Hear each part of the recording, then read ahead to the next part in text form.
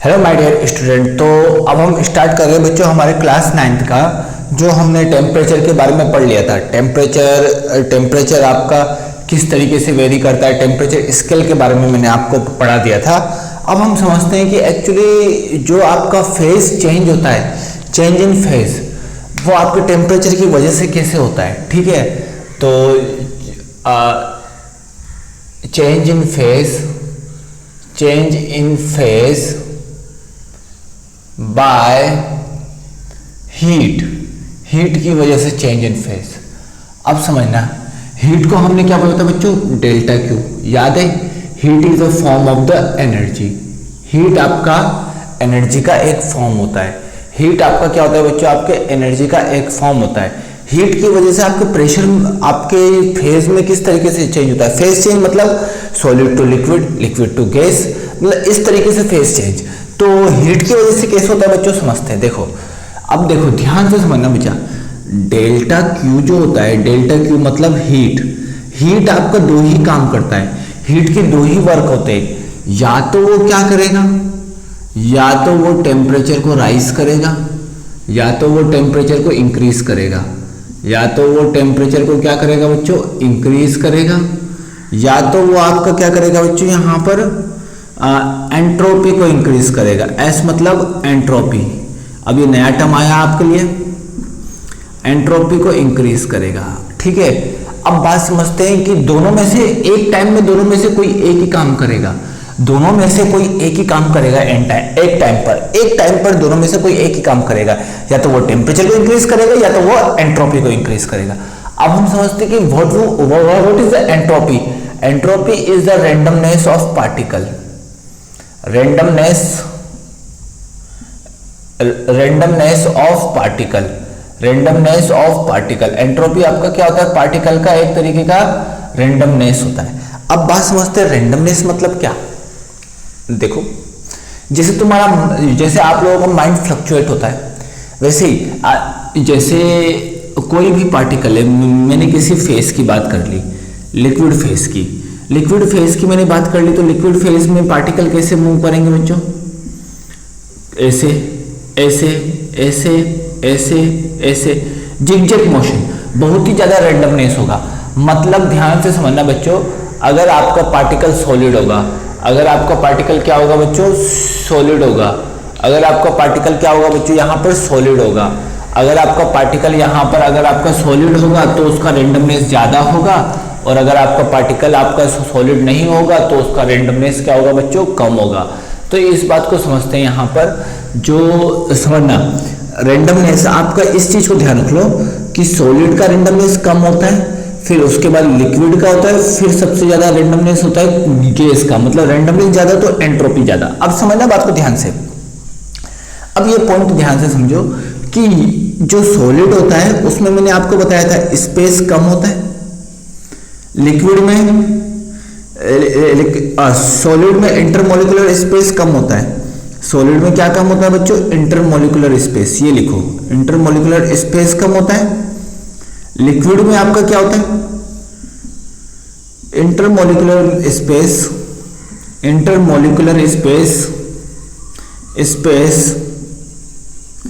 In between of solid and gas. और gas में क्या होता है, इंटरमोलिकुलर स्पेस। यही सब बातें आपको काम आएगी। इंटरमोलिकुलर स्पेस सबसे ज्यादा हाई होता है, मतलब जिसमें आपके इंटरमोलिकुलर स्पेस ज्यादा रहेंगे, मतलब आप लोगों की जगह ज्यादा रहेगी, मतलब पार्टिकल के मूव होने की, कभी इधर जाएगा, कभी उधर जाएगा, कभी इधर जाएगा, कभी उधर जाएगा। जितना ज्यादा स्पेस रहेगा उतना ज्यादा पार्टिकल आपका मूवमेंट कर सकता है, जिगजैग। अब गैस में सबसे ज्यादा जगह होती है, सबसे ज्यादा स्पेस होता है, सबसे ज्यादा स्पेस होने की वजह से ये आपका इधर उधर मूव करेगा। लेकिन सॉलिड में स्पेस कम होता है, और स्पेस कम होने की वजह से क्या होता है बच्चों, इसकी रैंडमनेस सबसे कम होती है। ठीक है, अब हम बात कर ली, ये मैंने आपको बता दिया एंट्रोपी का definition. Entropy is a measurement of randomness of particle. Entropy क्या होता है, measurement of randomness of particle.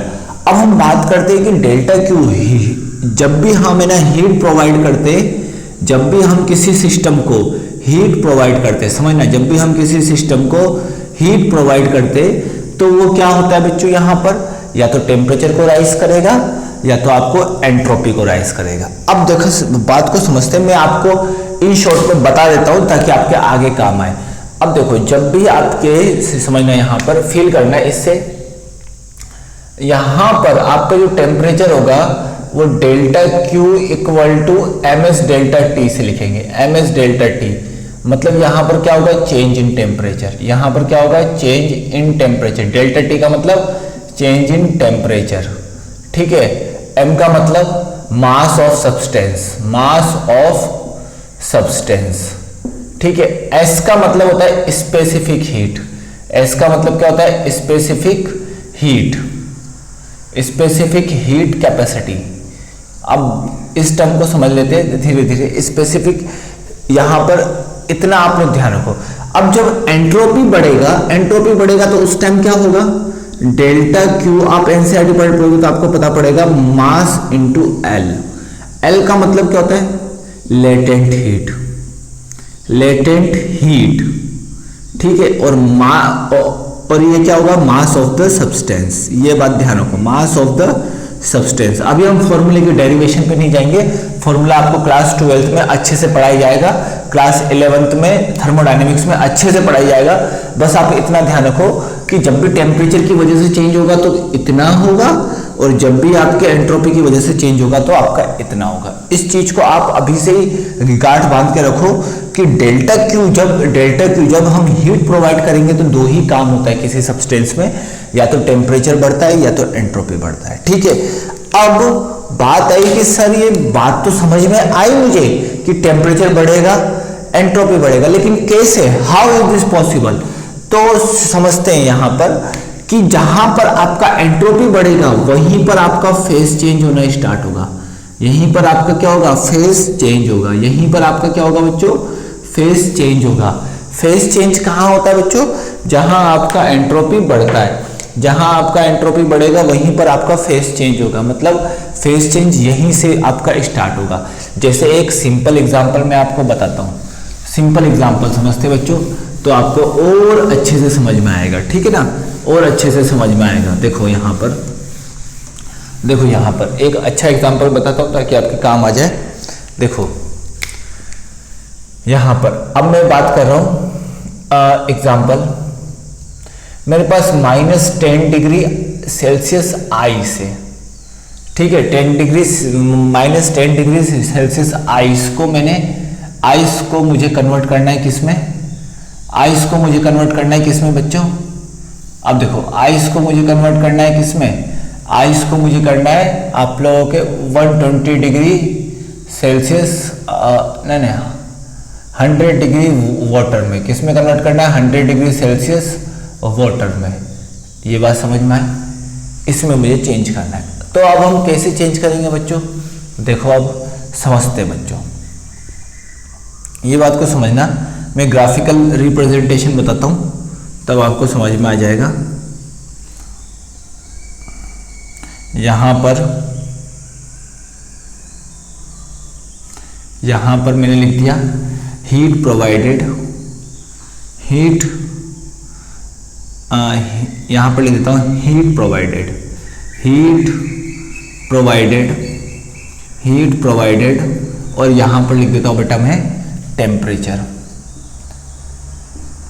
पहले टेम्परेचर क्या था, प्रोसेस कैसे चलेंगे बच्चों, प्रोसेस कैसे चलेंगे। पहले टेम्परेचर कितना था बच्चों, यहां पर -10 डिग्री, तो आइस का टेम्परेचर यहां पर -10 डिग्री सेल्सियस मतलब नीचे, ठीक है।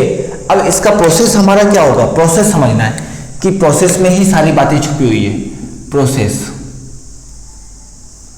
अब देखो यहां पर सबसे पहले -10 डिग्री सेल्सियस से किस में जाएगा बच्चों, ये आइस से, ये 0 डिग्री सेल्सियस आइस में जाएगा, ठीक है। अब 0 डिग्री आइस से फिर ये जाएगा आपका किसमें, 0 डिग्री वाटर में। देन ये आपका जाएगा बच्चों 100 डिग्री सेल्सियस वाटर में। देन ये जाएगा आपका 100 डिग्री सेल्सियस वेपर में। इस तरीके से आपका होता है 100 डिग्री सेल्सियस वेपर कर लो यहाँ पर H2O लिख देता हूँ बेटा वेपर, वाटर को H2O बोलते हैं, वाटर को क्या बोलते हैं H2O, ठीक है। तो इस तरीके से जाएगा। तो सबसे पहला प्रोसेस जो हमारा होगा वो क्या होगा, सबसे पहला प्रोसेस होगा ये 0 डिग्री आपने हीट प्रोवाइड की, यहां पर भी आपने क्या किया डेल्टा क्यू प्रोवाइड किया, यहां पर भी आपने डेल्टा क्यू प्रोवाइड किया, यहां पर भी आपने डेल्टा क्यू प्रोवाइड किया, पूरे सिस्टम में आपने डेल्टा क्यू प्रोवाइड किया, ये Q1 ये Q2 ये Q3 ये Q4, सारे सिस्टम में आपने डेल्टा क्यू प्रोवाइड किया। तो देखो यहां पर मैंने प्रोवाइड किया, तो ये क्या हो गया बच्चों आपका डेल्टा क्यू आपने प्रोवाइड किया। बात क्लियर है, डेल्टा क्यू प्रोवाइड किया तो टेम्परेचर, यहां पर टेम्परेचर कितना है 0 डिग्री सेल्सियस, तो 0 डिग्री सेल्सियस टेम्परेचर चला गया। देखो दिस इज अ Q1, ये आपका यहाँ जो हीट आपने प्रोवाइड किया वो क्या है बच्चों, इतना जो हीट आपने प्रोवाइड किया वो क्या है Q1, क्योंकि हीट प्रोवाइडेड वाली लाइन x एक्सिस है, तो ये वाला आपका क्या होगा डेल्टा Q1, इतना जो वैल्यू होगा वो क्या होगा बच्चों डेल्टा, यहां पर हो जाएगा Q1, ये मैंने प्रोवाइड कर दिया। अब क्या करूंगा बच्चों, देखो बात को समझना, हीट प्रोवाइडेड को डेल्टा Q1, ठीक है, हीट चेंज। अब यहां से आइस से किस में जाएगा बेटा, वाटर में जाएगा, फिर भी मुझे हीट प्रोवाइड करनी पड़ेगी। अब मुझे आइस से वाटर में जाने के लिए मुझे हीट प्रोवाइड करनी पड़ेगी, तो देखो मैंने हीट प्रोवाइड की, हीट मैंने प्रोवाइड की, लेकिन बात समझो यहां टेम्परेचर में चेंज नहीं हो रहा है, यहां टेम्परेचर में आपका चेंज नहीं हो रहा है, तो इसका मतलब ये आपका क्या है बच्चों, ये आपका पॉइंट है बेटा डेल्टा Q2। देखो हीट में टेम्परेचर, देखो यहाँ पर डेल्टा 0 डिग्री सेल्सियस मतलब टेम्परेचर में किसी भी टाइप का कोई चेंजेस नहीं आया है। टेम्परेचर अगर चेंज होता तो ऊपर नीचे ऊपर नीचे ऊपर नीचे होता, लेकिन यहाँ पर टेम्परेचर भी, क्योंकि टेम्परेचर चेंज होगा तो वाई एक्सिस के अलोंग, और वाई एक्सिस पे लिया है ना मैंने, तो टेम्परेचर चेंज होगा तो वाई एक्सिस के अलोंग, और अगर आपका हीट चेंज होगा तो एक्स एक्सिस के अलोंग, ठीक है, ये एक्स एक्सिस पे लिया है, ठीक है। तो यहां पर अगर आप ध्यान से देखोगे तो आपका टेम्परेचर चेंज नहीं हुआ। चलो बहुत बढ़िया। अब 0 से कितने डिग्री सेल्सियस पर गया 100 डिग्री सेल्सियस पर, और यहां पर भी अब देखो ये आपका मैंने मान लिया यहां पर आपका कुछ 100 डिग्री सेल्सियस है, यहां पर आपका कुछ क्या है बच्चों 100 डिग्री सेल्सियस, तो यहां पर 100 डिग्री सेल्सियस है, ठीक है। तो यहां से यहां क्या होगा बच्चों आपका हीट चेंज होगा। चलो ठीक है, यहां से यहां मैंने हीट प्रोवाइड की और ये यहां से यहां तक आपका आ गया, ठीक है, ये यहां से यहां तक आपका आ गया। अब देखो बच्चों बात को समझो, ये अब क्या बन गया बच्चों यहां पर, ये अब यहां पर आपका क्या बन गया वाटर, इसको क्या बोलेंगे डेल्टा Q3, इसको क्या बोलेंगे डेल्टा Q3। समझ में आ गया बच्चों, समझ में आ गया। देखो इस टाइम क्या हुआ, हीट भी दिया और टेम्परेचर भी चेंज हुआ, हीट भी दिया मैंने और टेम्परेचर भी चेंज हुआ। बात समझ में आई। अब बात समझते हैं एक और यहां पर, फिर अब क्या होगा बच्चों, हीट भी दे रहे बट टेम्परेचर चेंज नहीं हो रहा है। अब यहां पर मैंने वो हीट तो प्रोवाइड की, मतलब मैं एक्स एक्सिस के अलोंग मूव तो करूंगा लेकिन टेम्परेचर चेंज नहीं होगा, मतलब ये ऐसा होगा। समझ में आया बच्चों, ये ऐसा होगा। तो यहां पर आपका डेल्टा Q4 हीट प्रोवाइड हुई। अब बात ये आती है बच्चों कि ये डेल्टा Q1, ये डेल्टा Q2, ये डेल्टा Q3, ये डेल्टा Q4। अब बात को आपको समझना है, ठीक है। मैंने आपको बताया था या तो डेल्टा Q टेम्परेचर को बढ़ाएगा या तो आपके एंट्रोपी को बढ़ाएगा, ठीक है। यहां पर डेल्टा Q ने क्या किया, यहां पर इस डेल्टा Q ने क्या किया, टेम्परेचर को राइज किया। तो यहां पर आपका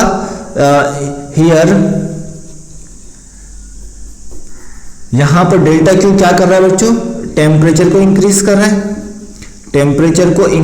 रहा है, यहां पर डेल्टा Q क्या कर रहा है, टेम्परेचर को नहीं बढ़ा के क्या इंक्रीज कर रहा है, यहां पर टेम्परेचर को नहीं बढ़ा रहा है, इसका मतलब एंट्रोपी, एस मतलब एंट्रोपी को इंक्रीज कर रहा है।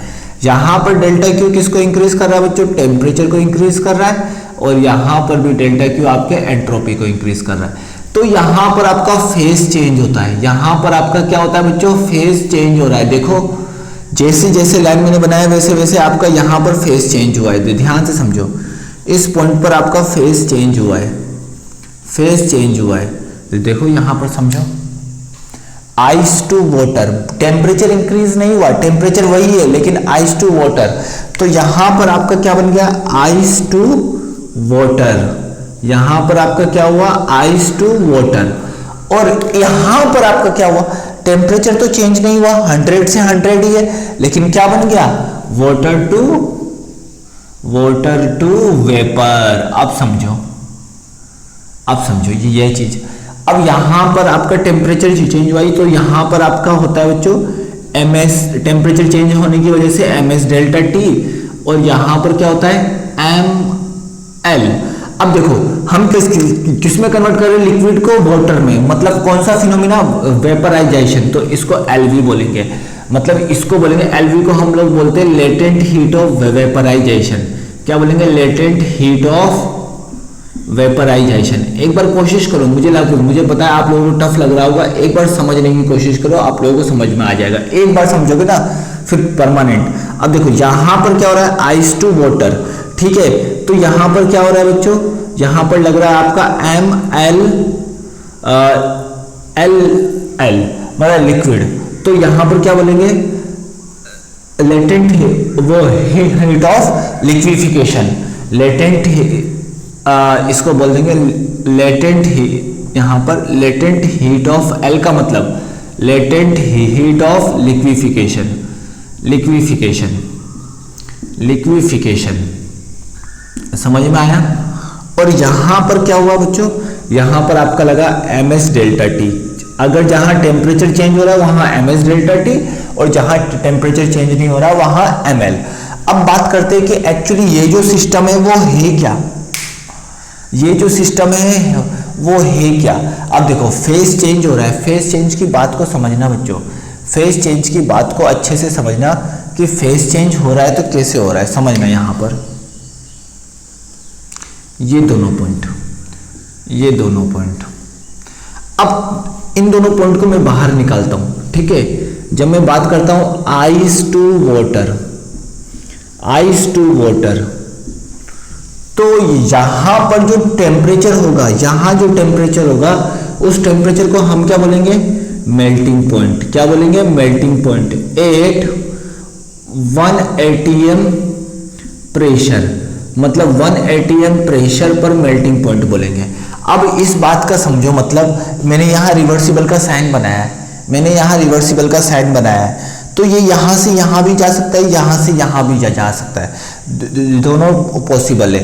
लेकिन क्या होता है कि इस पॉइंट को हम क्या बोलते हैं बच्चों, यहाँ जो टेम्परेचर होगा, यहाँ जो आपका टेम्परेचर होगा, अब देखो मैंने क्या बोला था, आइस का मेल्टिंग पॉइंट और वाटर का मेल्टिंग पॉइंट कितना होता है, वाटर का मेल्टिंग पॉइंट आपका कितना होता है 0 डिग्री सेल्सियस, और 0 डिग्री सेल्सियस मेल्टिंग पॉइंट होता है। वाटर का मेल्टिंग पॉइंट आपका कितना हुआ 0 डिग्री सेल्सियस। और यहाँ पर अगर मैं बोलना चाहूँ कि वाटर का बॉइलिंग पॉइंट, बॉइल होगा मतलब तभी वो आपका वेपर में चेंज होगा, तो वाटर का बॉइलिंग पॉइंट कितना होता है, यहाँ पर समझो, यहाँ पर वाटर का बॉइलिंग पॉइंट कितना होगा बच्चों, वाटर का बॉइलिंग पॉइंट देखो 100 डिग्री सेल्सियस, वाटर का बॉइलिंग पॉइंट कितना होगा बच्चों यहाँ पर 100 डिग्री सेल्सियस। तो यहाँ पर इस चीज को समझो, बात को समझो कि लेटेंट हीट हमेशा आपके वेपर को लेटेंट हीट हमेशा आपके एंट्रोपी को इंक्रीज करता है, एंट्रोपी से रिलेटेड होता है, लेटेंट हीट आपका एंट्रोपी से रिलेटेड होता है। अब ध्यान से समझना मैं जो बोल रहा हूं, डेल्टा क्यू की वजह से दो काम होते हैं, या तो टेम्परेचर आपका बढ़ेगा या तो आपका एंट्रोपी बढ़ेगा। अब मैंने टेम्परेचर बढ़ेगा तो कोई दिक्कत नहीं है, लेकिन जब आपका एंट्रोपी बढ़ेगा उसी टाइम वो अपना फेस को चेंज करेगा, या तो वो आइस से लिक्विड में जाएगा फिर लिक्विड से वेपर में जाएगा कंटिन्यूअस, जब हम डेल्टा क्यू को बढ़ाएंगे। तो यहां पर फेस चेंज फिनोमिना कहां हो रहा है, इधर और इधर। अब देखो यहां पर मेल्टिंग पॉइंट, तो मेल्टिंग पॉइंट की एक डेफिनेशन मैं आपको लिखा देता हूं यहां पर, अब आपको समझ में आ गया होगा मेल्टिंग पॉइंट। तो मेल्टिंग पॉइंट आपका क्या होता है बच्चों, मेल्टिंग पॉइंट की क्या होता है समझना, मेल्टिंग पॉइंट सीधा बोलेंगे temperature at at which temperature at which, ठीक है, temperature at which ice will melt, ये लिखने से अच्छा है temperature at which ice and water, या फिर आइस को हम सॉलिड ले लेते हैं, temperature at which solid and liquid is present in dynamic equilibrium,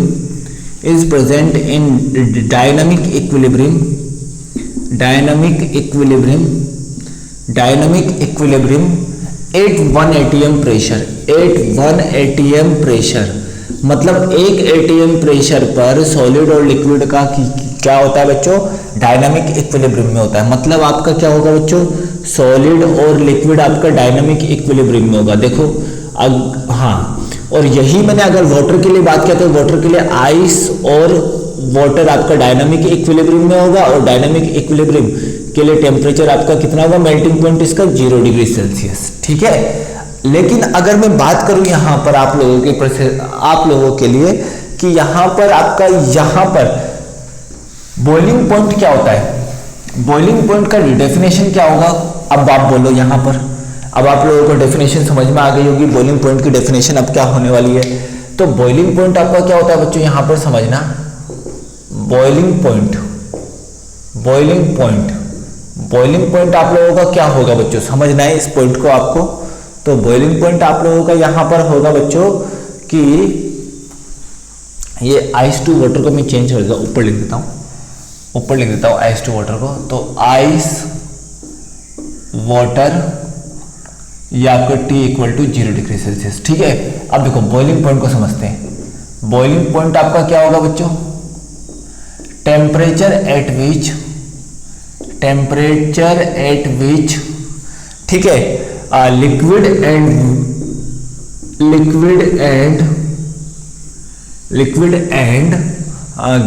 gas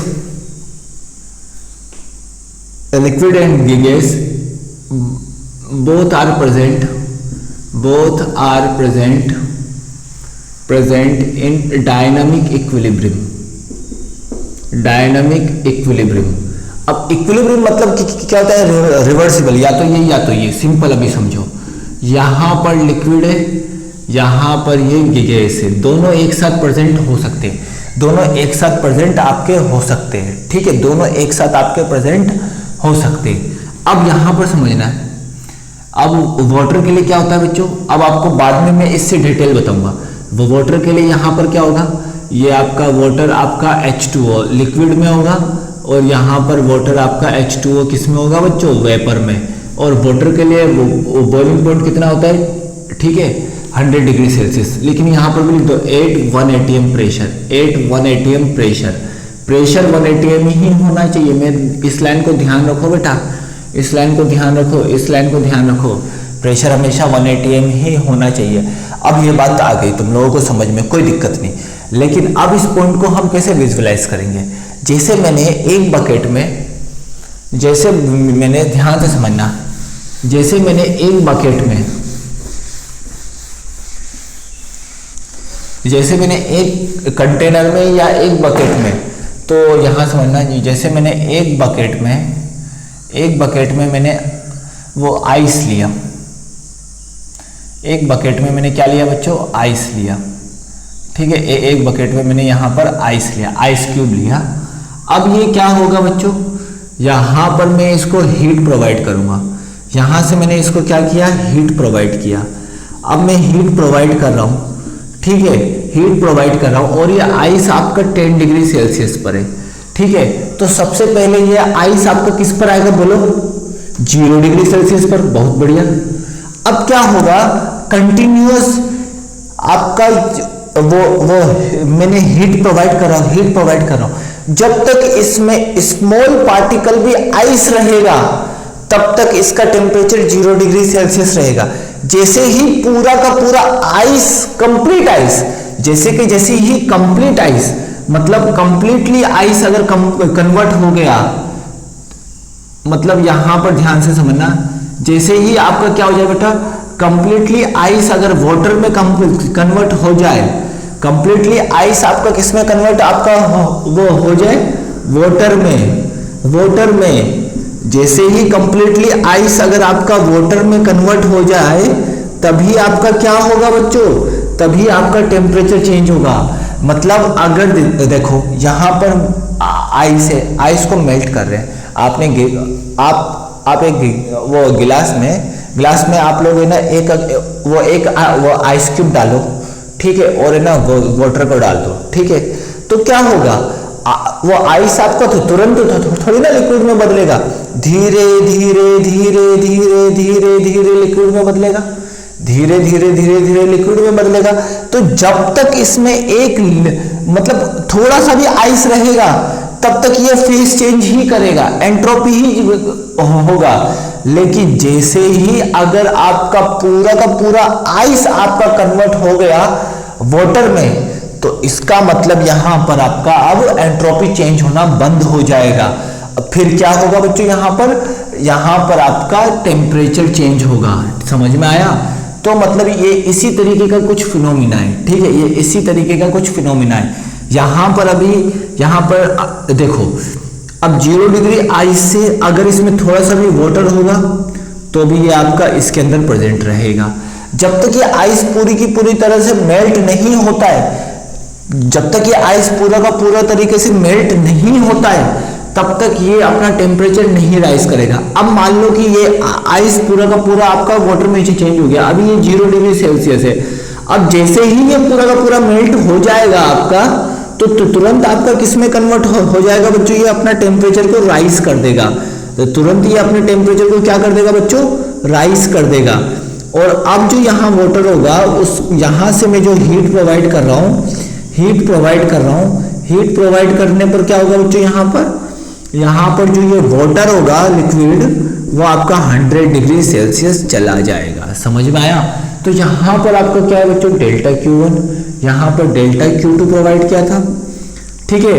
और अब आप समझ गए होंगे कि जब तक कंप्लीटली, अब देखो यहाँ पर अब क्या होगा बच्चों, यहाँ पर अब आपका वेपर बनेगा, यहाँ पर अब आपका वेपर बनेगा, ठीक है।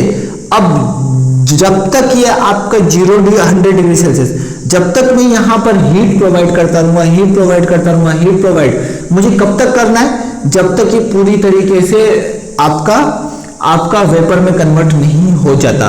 देखो बेटा ध्यान रखना, अगर वेपर और लिक्विड दोनों प्रेजेंट रहेंगे तो टेम्परेचर आपका चेंज नहीं होगा, सिमिलर कंडीशन, आइस और वाटर प्रेजेंट है तो टेम्परेचर चेंज नहीं हुआ, आइस और वाटर प्रेजेंट है तो टेम्परेचर चेंज नहीं हुआ। लेकिन जैसे ही कंप्लीटली आइस आपका वाटर में कन्वर्ट हो जाएगा, तो आपका टेम्परेचर चेंज होगा। लास्ट जो मैंने ग्राफ बताया था उसको समझिए, ठीक है ना, उसको समझने की कोशिश करिए। तो ये कुछ है आपका फिनोमिना, जिस तरीके से आपका फेस चेंज होता है। ये पहला प्रोसेस था फेस चेंज होने का पहला प्रोसेस था। अब हम नेक्स्ट लेक्चर में देखेंगे, लेकिन पहले इसको आप लोग अच्छे से समझो, ये क्या होता है, कब होता है, ठीक है, क्या होता है, कब होता है। अब देखो फेस चेंज करने के लिए क्या जरूरत है बच्चों, एंट्रोपी क्या होता है बच्चों, एंट्रोपी आपका रेंडमनेस ऑफ पार्टिकल होता है, ठीक है। एंट्रोपी के टाइम आपके हीट में कोई चेंज नहीं होता है। अब देखो फेस चेंज होने के लिए, क्वेश्चन आप समझना, मैं जो क्वेश्चन बता रहा हूं, which type of heat is required in face change, latent heat या फिर स्पेसिफिक आपका हीट, बताओ कौन से हीट के रिक्वायरमेंट आपकी पड़ने वाली है फेस चेंज करने के लिए, लेटेंट हीट, ठीक है। किसकी रिक्वायरमेंट पड़ेगी, लेटेंट हीट की। फेस चेंज करने के लिए किसकी रिक्वायरमेंट पड़ती है बच्चों, लेटेंट हीट की। लेकिन टेम्परेचर को बढ़ाने के लिए स्पेसिफिक हीट की। दो टाइप का टर्म्स मैंने आपको बताया, स्पेसिफिक हीट और क्या बताया बच्चों, लेटेंट हीट। तो स्पेसिफिक हीट और लेटेंट हीट।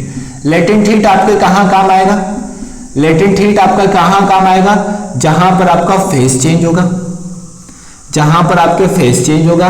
और स्पेसिफिक हीट आपका कहाँ काम आएगा, इसको स्मॉल एस बनाते, इसको एल बनाते, ठीक है। स्पेसिफिक वो हीट आपके कहाँ काम आएगा, जहां पर आपका टेम्परेचर राइज करेगा, जहां पर आपका टेम्परेचर बढ़ाना होगा। तो ये दोनों अलग अलग है और मैंने सिमिलर बताया था, डेल्टा क्यू के दो काम होते हैं। जो हम यहाँ पर हीट प्रोवाइड करते हैं उसके दो काम होते हैं, या तो वो स्पेसिफिक टेम्परेचर बढ़ाएगा मतलब वो स्पेसिफिक वो हीट के बाउंड्री में, लेकिन जैसे ही अगर वो एंट्रोपी बढ़ाएगा मतलब फेस चेंज करेगा मतलब वहां पर मुझे कौन से हीट की रिक्वायरमेंट पड़ेगी बच्चों, लेटेंट वो हीट की। आई होप सो कि अब आपको यहां तक समझ में आ गया होगा किस तरीके से हमको डील करना है। काफी इंटरेस्टिंग है बच्चों, एक बार आप अच्छे से समझो, फिर अगर कोई डाउट हो तो मैं डाउट सेशन में आपसे डिस्कस करूंगा, ठीक है। आई होप सो कि आपको आज का लेक्चर समझ में आ गया होगा। So thanks for watching this.